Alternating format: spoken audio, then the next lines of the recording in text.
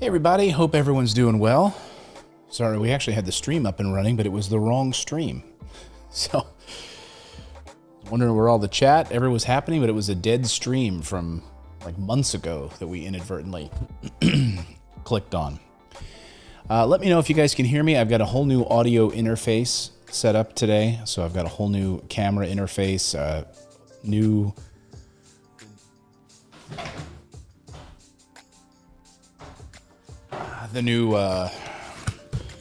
the new Rodecaster Pro just showed up, and so I've been tweaking it, dialing it in today. So this is my new audio interface for the microphone. Let me know if everything sounds great. Lindsay says you can hear me great. That's good.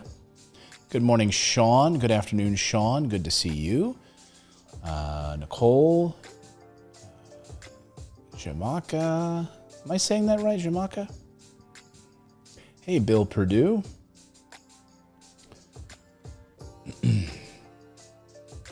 Hello, hello, hello, hello. You see the Zillow news today? Well, that was an interesting story. If you didn't see the Zillow news, Zillow, which I don't know how many of you have been following this story over the past year with Zillow acquiring all of these properties. You know, the secret with a lot of these homes that need renovation is that hedge funds, Wall Street, they're just snapping up these properties. You know, so for individual investors to try to find a good deal, forget about it. You're just not gonna try to find a renovation project. Good luck. BlackRock, Zillow, they're all buying up as many properties as they could get their hands on for renovations, to turn them into rental properties, etc., because they just cannot build properties fast enough. New construction, you know, it's just very slow. It takes a while to build new houses, right? So anyway, Zillow with their iBuying program, you know, would basically let you put in an offer on a house, let you say, or no, put in your property, like here's 123 Main Street, you put in that price in the iBuyer program, and within 24 hours, they'd give you, using algorithms, they just basically give you an offer. So now they announced today that they just are not, they're not going to be buying anymore. They're done. They can't right now, and it's not because they don't want to. They would love to buy properties, but they just can't buy them right now because they have too many that they're trying to renovate right now. And they just cannot confine the construction workers. They can't find people to build go in and do the work. So they're dealing with this backlog of inventory. Zillow will stop buying homes through Zillow Offers program for the rest of the year, as their iBuying program goes from full speed to full stop. They have a backlog of homes right now. We're operating within a labor and supply constrained economy inside a competitive real estate market. They just cannot find construction renovation people to get in there and fix the walls, put in the new carpeting. They're just slammed. They are absolutely slammed right now, these construction workers. So it's not a surprise. Not a surprise. Home purchases by the iBuyers program now account for about 1% of the market, according to a report from Zillow. 1%. Share is a tiny part of the whole market, but it shows tremendous growth over the past few years. So the iBuyer program actually did pretty darn well. But I think, what's interesting is I think the iBuyer program is really for those people that have a home that needs a lot of work and they just don't want to deal with going through the realtor program or with a realtor. They just want to throw it up they don't want to deal with it being on multiple listing service. They don't want people coming through their property, etc. So they throw it up there on the iBuyer program and they just want to be done with it. And, certainly that's been successful for a lot of people. I think but for the retail market, for those of you that would have a good home that don't want to go through the iBuyer program, you're getting like 10, 15 different bids on properties. So why would you put it through the iBuyer program when you can get such great, get into a bidding war, sell your home $100,000 over asking price? So we'll start here in just a moment, everybody. Today we're going to talk about how to build generational wealth with your family in real estate. And especially if you're dealing with someone in the family, who's maybe doesn't have the chops for finance, isn't really interested in that process. We'll talk about that too. Let's see. Everything good on the stream? You guys can hear me, right? You guys can see me. Usually takes a few minutes for YouTube to send out all the alerts and everything. So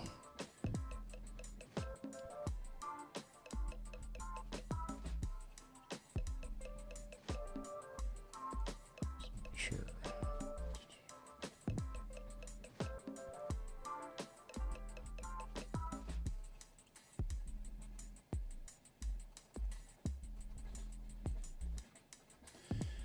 I also hope you saw the news last week about the Federal Reserve, that the Fed is now admitting that inflation is not transitory. It's not going to disappear in a few months, and it may continue well into 2022. I think that is even. First of all, they were saying it was going to be very short term, like a month or two. Now they're saying we were wrong. Now it's going to extend into 2022. I think that's wrong. I think it's going to extend well into 2023. And by the way, we have not even seen yet. We haven't even seen, according to CEOs, we haven't even seen the cost of things going up yet. The true cost of things. The true inflation cost of things going up. But yet that might sound laughable to you, right? Because you're probably sitting back saying, wait a second, just the loaf of bread I usually would get is now twice as much, right? My friend sent me a picture of beef bouillon cubes that he gets. The beef bouillon cubes were $10. $10 for a thing of beef bouillon cubes. Are you kidding me? But you'd say to yourself, well, I already see these prices skyrocketing, right? I'm already seeing everything exploding. Well, according to CEOs, we haven't even begun to see the prices of everyday goods going up. So get ready for that. But again, one reason to try to make sure that your investments are in asset classes that are a hedge against inflation, right? And real estate, of course, has thousands of years of a track record of being a hedge against inflation. So too do precious metals, right? These are things that are tried and true for thousands of years. In the face of inflation and famine and wars, they have stood the test of time. So if you're a student of history, then you should pay attention, or if you're not a student of history, then you should pay attention to these trends, these things that have sustained us. So it's going to get bad in 2022. These supply chain issues are real, and they are not going anywhere. They are not going anywhere. So good to see everybody today on the show. I'm going to pull the chat window off here just for a minute or so, and we'll open it up for some Q&A at the end here. Luis Handel, good to see you. Handel, am I saying that right? Luis? Let's see, what does Bill Purdue says? Well, Bill says, I think everyone will agree it's a crap show, or is so much more, everything is more expensive now. Groceries, gas, utility bills, awful. I live alone and buying my groceries are killing me. Yeah, way more expensive. So, but these companies are saying you haven't even begun to see the pain in these prices. You know what's interesting today? Because we have a Volvo. It's a gas guzzler. It's an XC90. We've owned it for a couple of years. I think it's 5 years old now. And we had the Volvo company called us, talked to my wife, and said, "Hey, what do you think about trading it in? For an electric Volvo XC90." You know why? Because, I mean, first of all, a number of major issues, but supply chain issues, but also because of the government money that they'll be able to, on the electric front. So it's just interesting what's happening right now. We're in a whole new world.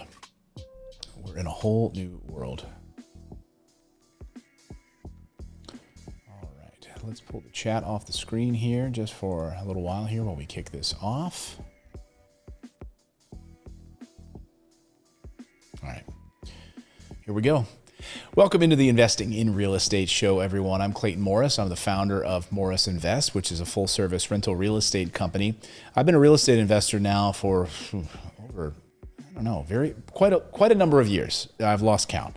I've done thousands of real estate deals, every possible deal. I was actually going through some closing documents not too long ago, some old ones.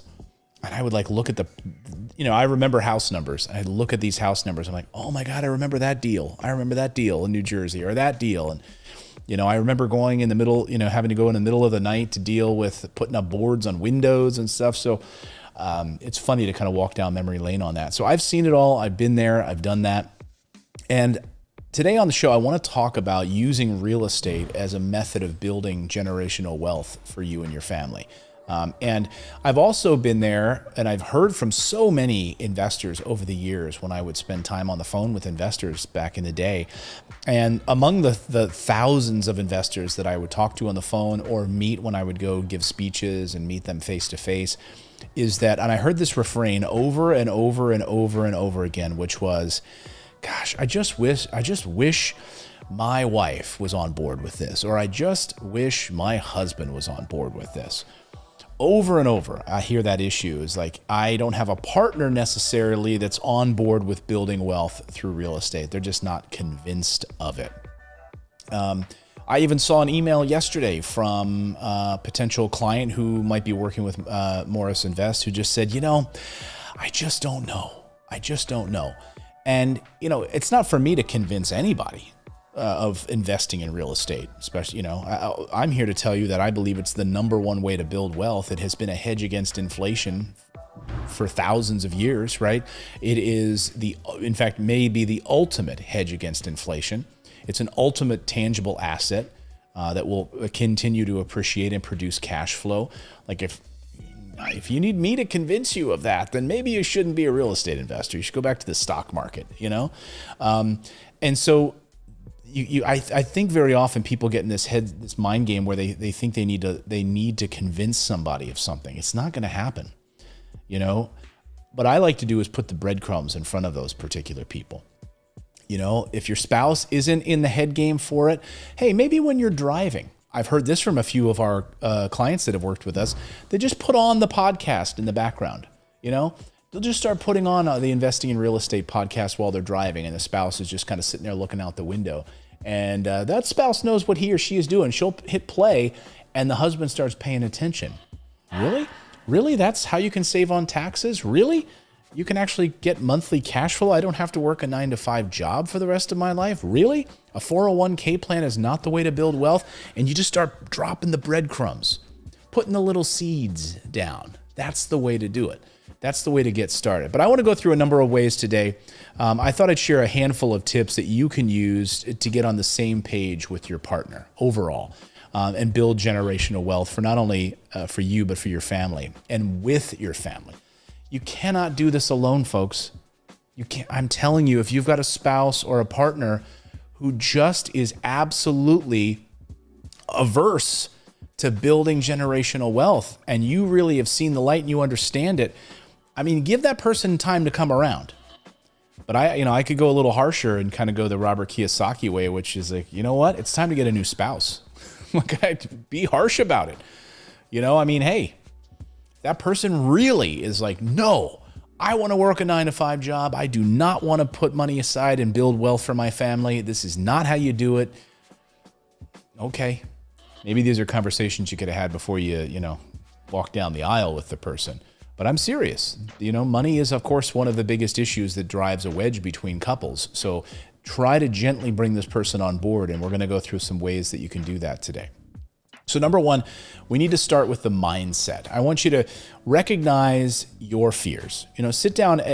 If you're the person that's trying to come along to this or change your overall viewpoint on wealth building, or your general limiting beliefs about money, most of us all have these. So I want you to sort of sit down, and overcoming them requires a lot of reflection and reframing of these things. I grew up with a lot of negative associations with money. The idea that money doesn't grow on trees. I'm not worthy of money. I think my biggest struggle was thinking that I wasn't worthy of it. Like that money wouldn't flow to me for some reason because maybe I wasn't a good steward of that money. Whatever these things are, I want you to get serious with it. Open up a journal, sit down with a pen and paper, and write down your fears around money. We have our Financial Freedom Academy, which you can find at financialfreedomacademy.com. And one of the modules is identifying these fears, going through this process and confronting these limiting beliefs. One of the exercises that we have in the Financial Freedom Academy is incredibly powerful. What is something that you always think you're not worthy of? Maybe it's like, maybe you love Starbucks. Okay, I'm just going to use this as an example. Maybe you love Starbucks, but you just think, I am not worthy of spending $4 for that specialty coffee. Okay, I'm just throwing that out there. I get a black coffee, so I don't buy those fancy caramel macchiato things, but maybe you would like them, right? Maybe like once a year, you're like, I'm going to treat myself to it, and that's your thing. But most of the time you drive by the Starbucks and you kind of you feel like, I'm just not worthy of spending that $4 every day on my way to work because I just can't afford it. So one of the things we teach you to do is confront that limiting belief and pull into that Starbucks and go up to that counter and think about all of the things that you're feeling and going through as you're going to that counter to pull out that credit card or to pull out those $5. And what is going through your mind at that time? Like, oh my gosh. I cannot possibly afford this. I can't believe I'm doing this. Oh my gosh. Think about all of those things that you're feeling and experiencing and write them down. This is a real test of reflection of your person. Like this is a real window, I should say, a window into your fears to look at these things, confront these things. And I've discussed before, that I've been ingrained with these limiting beliefs about money my whole life, and don't think it's rare. I don't want you to think that this is rare. Once you flip that switch though, that's when things switch. I can tell you once I started to believe and sit down and meditate and journal about that money would be able to flow to me, that no, I am worthy of it. I should be allowed to go to that Starbucks and grab that $3 coffee. Damn it. I should be able to do that. And I would journal about it and meditate about it. You can pray about it. You can do whatever you want. You can put up your vision board in your house about it. I don't care what it is. But until you get right with that, money's not going to come to you. It's just not. Money is not going to flow to those types of people. If it does, it flows right out. You ever see a lottery winner? Somebody gets lucky with that money and they lose it almost immediately. I'm reminded of the guy in West Virginia that won the lottery, and he had the money in his car and it was all stolen because he pulled up to a bar and he came out afterwards and all the money was stolen. That happened to him twice. Not at a bar the second time, but two different situations. He won the lottery twice, and twice it got taken from him. Think he's a good steward of money? So I want you to think of that. Many of us hold on to some sort of fear, even if these fears aren't rational. Most of the time, they're not rational at all because money is just a manifestation. It doesn't even exist. The government prints it like crazy. Banks don't even hold money in their banks. It's just a manifestation. Once you understand that money isn't even real, we created it. Human beings created this thing. right? Human beings created this thing. So you as a human being have the power to overcome these fears around this thing that humans created. Right? Like I'm looking at this that came with my new Rodecaster today. Like it's a piece of cardboard that goes onto my new sound system that I got. This is not the equipment itself is really nice, but this is not like expertly thought out. Like humans came up with this and designed this. It's like it sits there to tell you what button is what. Really? Like this is not great. Humans came up with this. Humans are fallible, right? So is money. Money is incredibly fallible. Just think about the US government, $28 trillion in debt and printing more of it. And the Federal Reserve last week admitting a mistake, admitting that now inflation is not going away. It's going to be here for a number of years. And the cost of groceries and everything is going up and is going to continue to go up throughout the next year. Do you think that's human beings, right? So you can overcome this. If you don't know where to start, again, we have an exercise. We go deeper in the Financial Freedom Academy. One of the exercises is this Starbucks thing, but we have way more. So go to financialfreedomacademy.com and you can dive into that there if you want to become an Academy member. We've got a private Facebook group and a great group of people all working towards building financial freedom in that group. So the second thing I want to talk about is knowing your numbers. I don't know how you can operate and figure it as a family if you don't know your numbers. I hear this all the time, though. I had a friend who was a real estate investor, and he then, during the course of me being friends with this individual, he got married, and he knew that Natalie and I, my wife, would spend a lot of time, at least once a month, meet and go over our spreadsheets, go over our numbers. We'd go out to have like a business meeting or lunch, and where we would just bring our iPads and go over the business. We'd go over our rental portfolio, go over the numbers, okay, taxes, all of that stuff. And he said, boy, do I wish I had that. Man, you're lucky. And he was getting married to this woman. And he's like, she is just not interested. She doesn't know anything about money.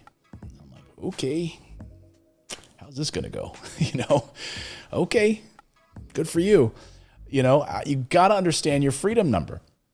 So you need to understand how much in expenses you have in your family, right? And then you need to understand also how much money is coming in. And we need to figure out how we can overcome all of those expenses with passive income. That's the goal, right? We want to have passive income overcoming the amount of money that we have going out in expenses. Your Netflix subscription, your electricity bill, your gas bill, all of those things.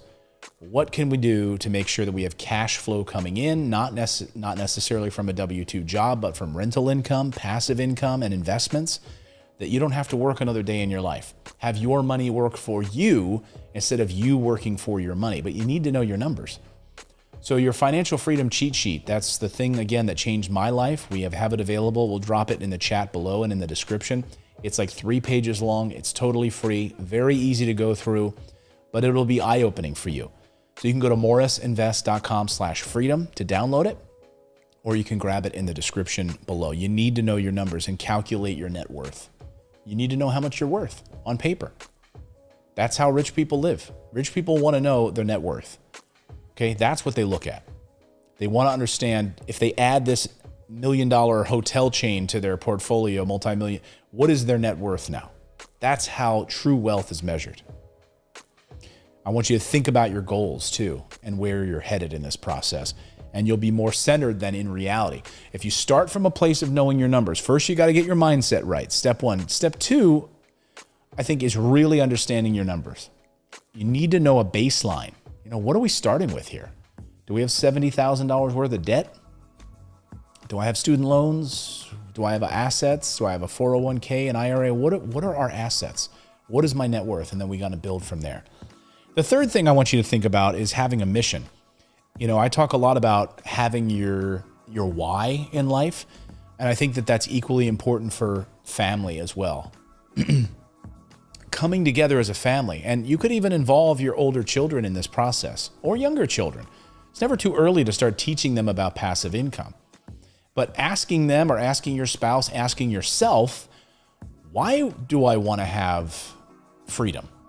Why do I want to have $4,000 a month in cash flow coming in? Why? So I don't have to drive 2 hours to and from work every day? So that I can spend more time with my children? So that on the weekends, I don't have to worry about getting caught up on work or getting caught up on sleep because I got a good enough sleep all week because I didn't have to drive 2 hours at 5 in the morning to beat the traffic in San Francisco to get somewhere or whatever? What is your why? Identifying that, and then that's going to help you build towards your legacy wealth. Your children are never too young to learn this concept. To sit down at the dinner table and say, you could say something like, and I've got one idea here in my notes, like one example is creating accounts for your children and allow them to track their own usage. So we actually did this last week. So our bank allows you to get a children's credit card, and we control it by putting in their allowance. And we don't believe in my family in allowances for doing chores.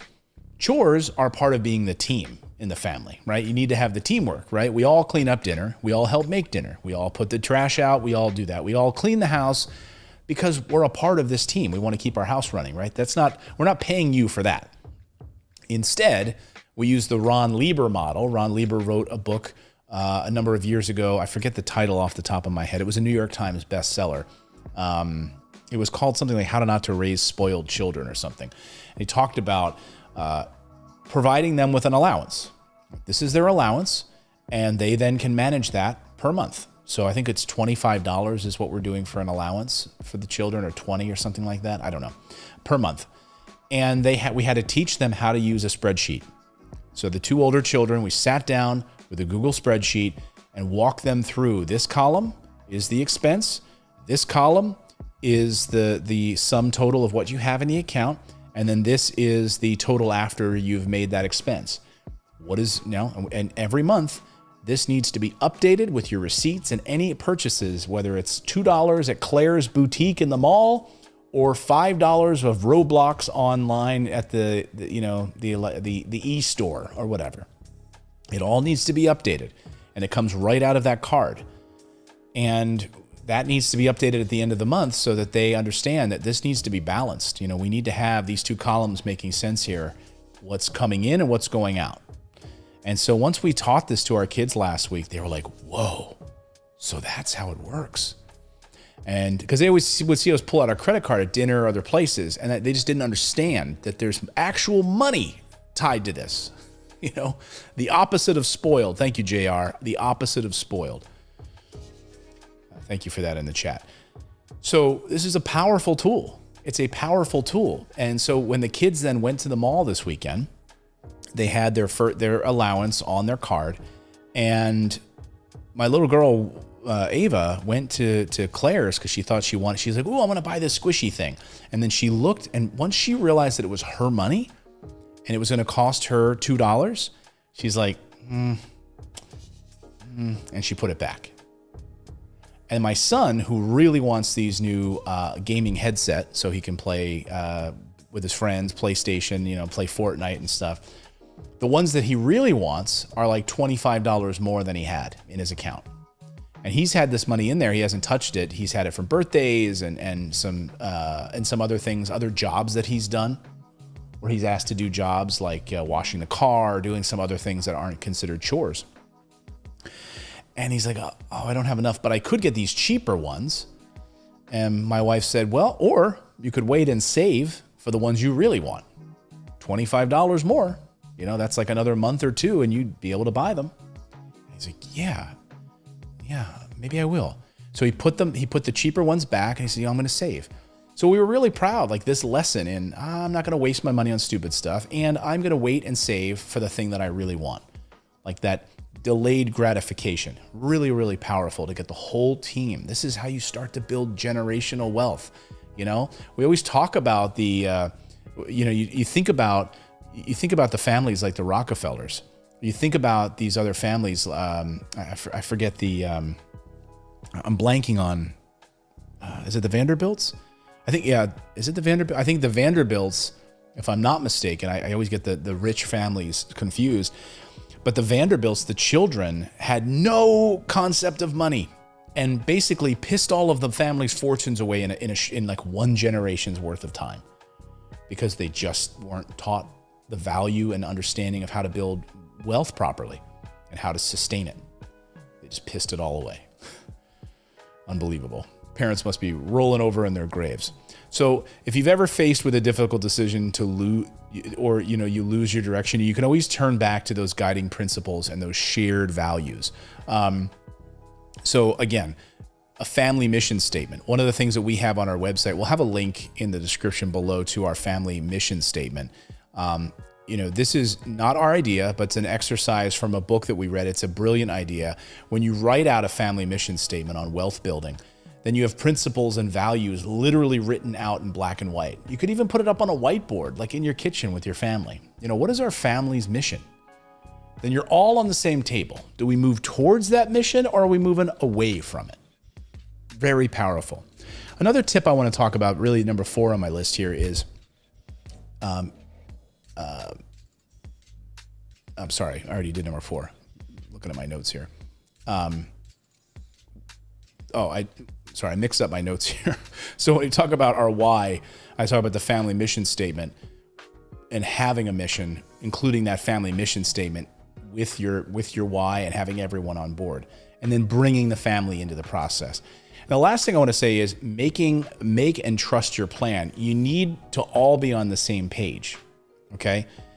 You can't have, my wife likes to say, you want to be a forward arrow. Okay. So if we're all trying to leave the house, hey, Saturday morning, we're all going to go as a family. We're all going to go to the beach. Okay. Just an example. Yeah, we're all on board. Great. So Saturday at 9 a.m. or 10 a.m., we're all going to go to the beach, right? Okay, great. So what do we need to do as a family to be a forward arrow, to get out the door, to get the towels and the beach mats and all of that, suntan lotion and snacks and cold water, whatever we need, right? If you're the one that's just hanging out in the corner playing around on an iPad or, fooling around with the dog, then you're a backwards arrow. You're going in the opposite direction, buddy, right now. Like, you're going the opposite and we're all moving this direction as a forward arrow. We all need to be forward arrows. Otherwise, it's like tug of war. You're not going to be going in the right direction as a family. You need to have that shared value system in place from a principles perspective, a monetary perspective, and just an overall goals perspective. Where do we want our family to be in 5 years? Do we want to be able to travel more, go visit grandma? What sorts of things do we want for ourselves? Do we want to be able to save up and buy that game system that we want? Do we want to save for that new electric car? Whatever it happens to be. Do we want to be able to spend more time together as a family instead of, mommy's always having to work. She's always driving to work. Well, wouldn't it be great if mom got to spend more time at home? Whatever these things are, write them down and have that plan that you all know, like, and trust. So you're all on the same pages with that. And I think these are some of the foundational tips to help you start building generational wealth. Again, let me just recap and kind of go back over my tips here. Starting with your mindset. You can't just focus on the tangible, the tangible items like the money. How much cash flow coming in, buying this property, whatever. I've met investors that have tried to do that, where their mindset is screwed up. Okay, they're scared of money. They're scared of real estate. They're scared of whatever, but they want to just jump right in because, they just want to get the cash flow. Well, the mindset's not fixed. So everything's going to go to pot. They're going to be miserable. Got to get the mindset right first. Then knowing your numbers in your family. Very, very important. Then having a mission as a family.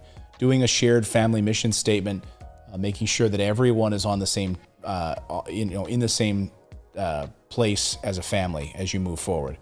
Additionally, involving the entire family, even with kids, getting started young, having an appreciation for money. This can really be a powerful tool to set them on the right path, to not fear money, to not think that they are beneath money or above money, but that they are a part of it and that it can flow to them and they understand the process of making money, using money, and having it work for them. And then also making and trusting your plan. Having a bullet plan written up on your whiteboard, on your wall for the family. Like, where do you want to go in the next few years? And listening and sticking to that plan on a regular basis. So I'd love to hear your thoughts on this. Drop me a comment below. and your thoughts on building generational wealth. If any of these things that you've done worked for you, if any of these things maybe were a revelation, I'd love to hear about it from you, or any additional tips that you'd like to share with the audience. Make sure you drop them in the comments below. We have full videos here on the channel for you to get started with real estate investing. I would encourage you to kind of go towards the beginning, watch our sort of basic mindset videos that will have a link up a playlist here in the description for you to take the plunge on that. All right, with that, open up some chat here for a few minutes.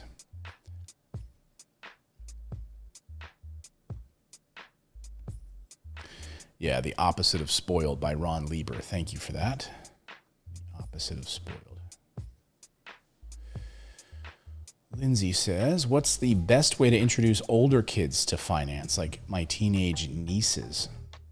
I think, honestly, the cash flow game is a really good one. I mean, I know teenagers, might not be prone to want to sit down and play a board game, but if you are engaged with them and say, hey, we're going to do a board game night, and just sit down, order some pizza or whatever, and get the cash flow game from Robert Kiyosaki, Rich Dad Poor Dad.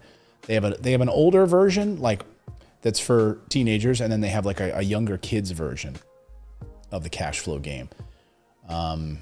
That's really, really powerful. So I would do that. Also, I think even just sitting around the table talking with teenagers about assets and liabilities. And having a frank discussion with them. The problem with schools is that schools teach you to be an employee. Schools do not teach you to have money work for you, to become an investor.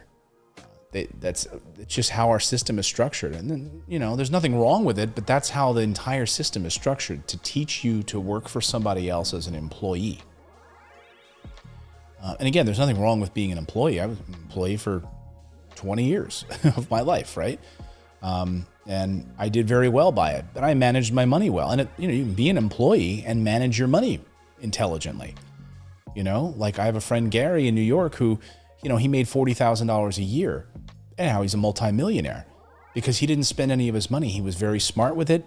At the beginning, and then he invested it properly.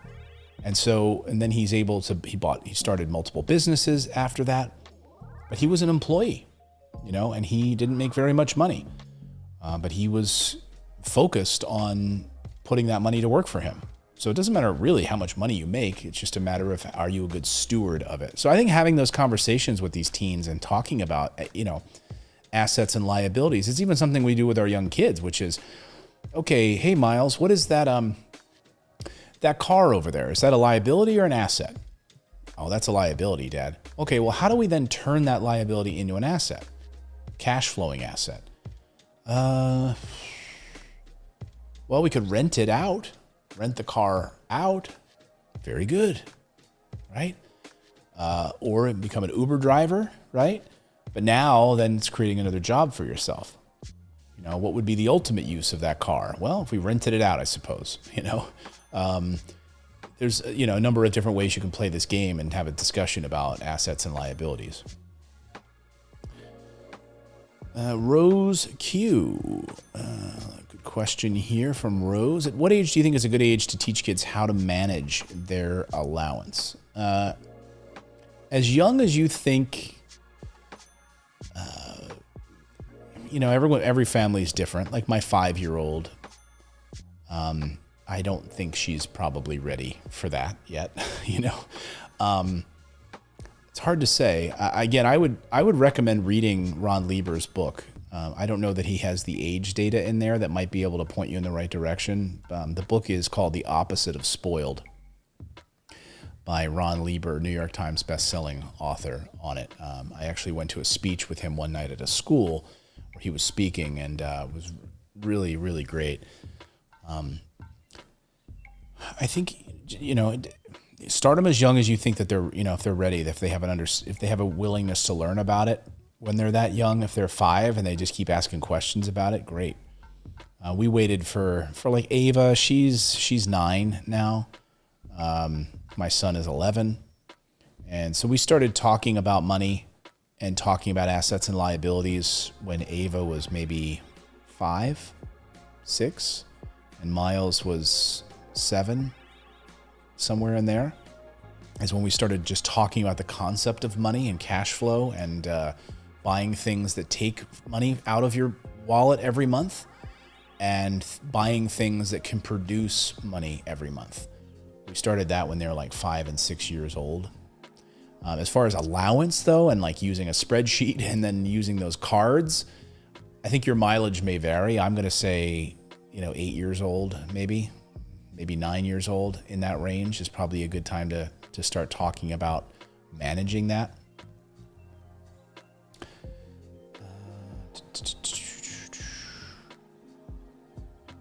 Let's see. Yeah, and I think so Nicole says she started money management at 5. We started, actually, not money management, it's different. Well, actually, no, that's not true now that I think about it. We started using Ron Lieber's jar system. In his book, he talks about this jar system. So we started doing that then when we were still living on that street in New Jersey. So, I mean, Miles was like 3 then, 2, 3. So, right, I mean, like 2, 3, 4 in that range, we started doing jars. 4, I think it's 4 jars. Am I right, Nicole? I don't know if you did this or not, but 4 jars in Ron Lieber's book. There was like a savings jar, and he wants you to see the cash, the coins. Like, so use a clear jar, like one of those bell jars, so you can actually physically eyeball. Don't put it behind a piggy bank that you can't see it. If you get $1 from grandma or whatever, put it into whatever jar you want. The savings jar, the giving jar, the spending jar. Was it 3? I think 3 or 4. I can't remember the other one. Anyway, I don't remember. Save, spend, and donate. Yeah, save, spend, and donate. 3 jars. So we started that from that book when Miles was like 4, 3 or something like that.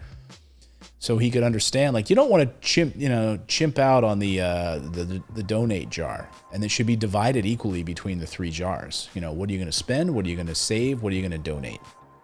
And it was really powerful because you could see the coins, you could see the dollars in these glass jars. That way you had an awareness of, money going in to these things, and that's how you could have a, understanding. So that you can start when they're really young. But I think using spreadsheets and that kind of stuff, you're going to need to wait on that, on that part of it. But my wife is she's excellent with spreadsheets. Her dad made her work for him during the summer at his office. He's an entrepreneur, and using spreadsheets, and she had to become an Microsoft Excel master. So creating formulas and all of that stuff. I can do like 3 things in a spreadsheet. I can create a column. Rose, you're welcome. Let's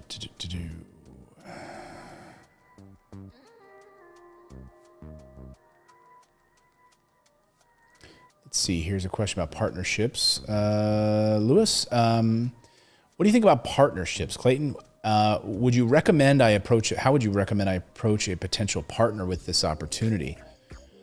Well, I would actually point him to, we have a whole series of videos on partnership right here on our YouTube channel. I see you're over on Facebook, but on our YouTube channel, if they just go to youtube.com/MorrisInvest, we have a whole playlist on our partnership program and how we have clients that will partner up.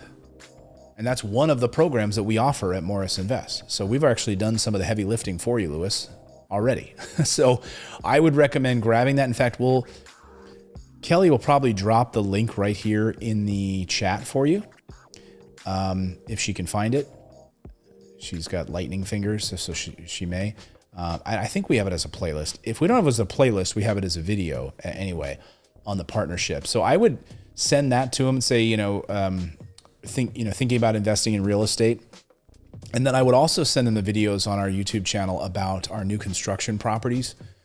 And and understanding that, how to find internal rate of return. I think the internal rate of return video would be powerful for you to send one of your friends that you're considering partnering with. That would be ideal. So I would do that. I would also, there it is.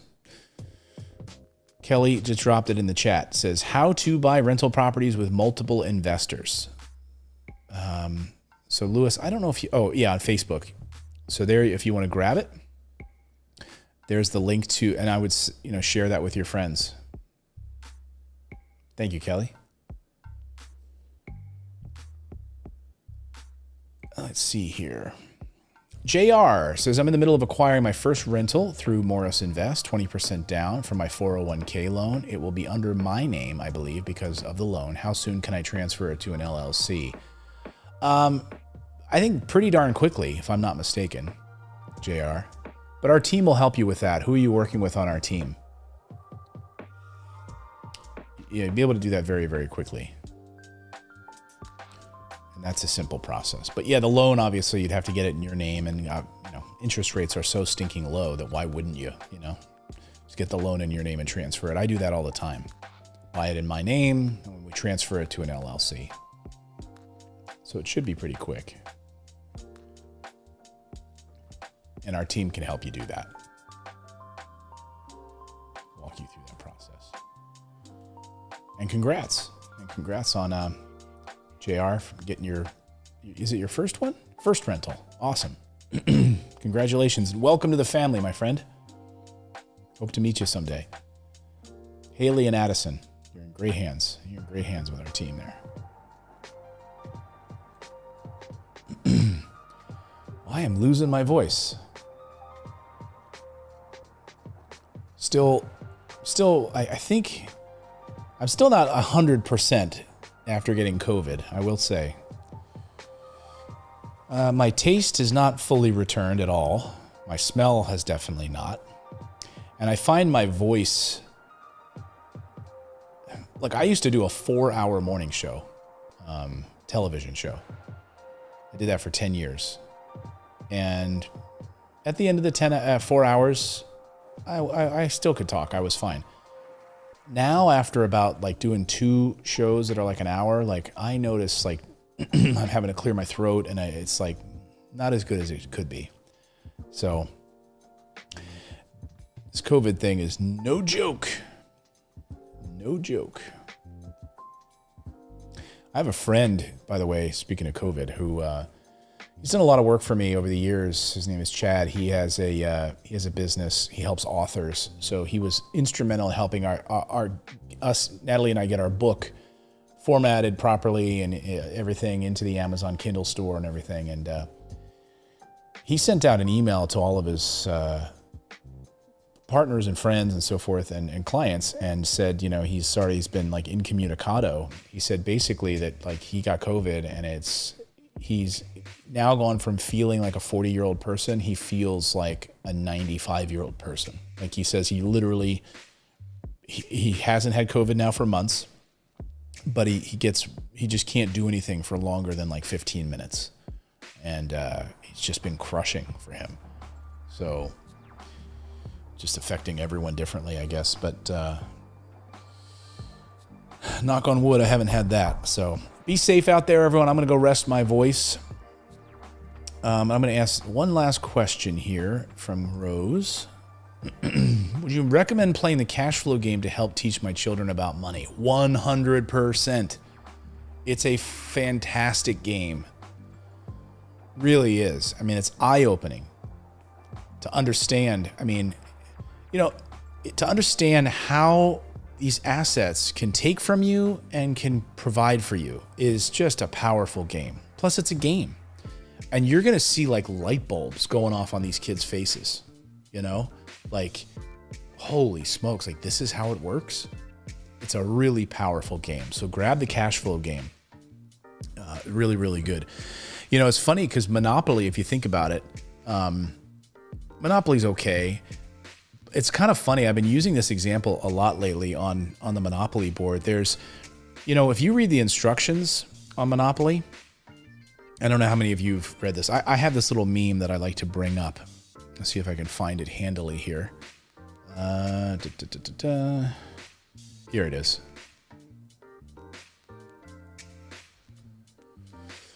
This is in the Monopoly board, in the instructions, okay? What if the bank runs out of money? Some players think the bank is bankrupt if it runs out of money, but the bank never goes bankrupt. To continue playing, use slips of paper to keep track of each player's banking transactions, until the bank has enough paper money to operate again. The banker may also issue new money on slips of ordinary paper. I mean, isn't it like, that's amazing. That's in the Monopoly instructions. Basically says it right there. The bank never goes bankrupt, never runs out of money. They can just print as much as they want. So there's a lot to be learned from some of these board games about how the system truly works. Really funny. Yeah, play the cash flow game. Thanks, everyone. Much love to all of you. Thanks for dialing us up today, and thanks for subscribing to the channel. If you are interested in taking the plunge and booking a call with our team, again, we are a full-service rental real estate company at Morris Invest. Just go to morrisinvest.com, book a call with our team, and we will be happy to take care of you. Let me see if I get this thing up on the screen here. My apologies. Go grab our Freedom cheat sheet as well. Just go to morrisinvest.com/freedom today. And that's the website, morrisinvest.com. While you're there, go over and grab the free cheat sheet as well. It's right there in the chat as well. You can book a call with our team, and we'd be happy to help you get started on your journey with rental real estate. So have a great day. Have a great rest of your week, everyone. And we'll see you back here next week at noon Eastern time is when we do this show.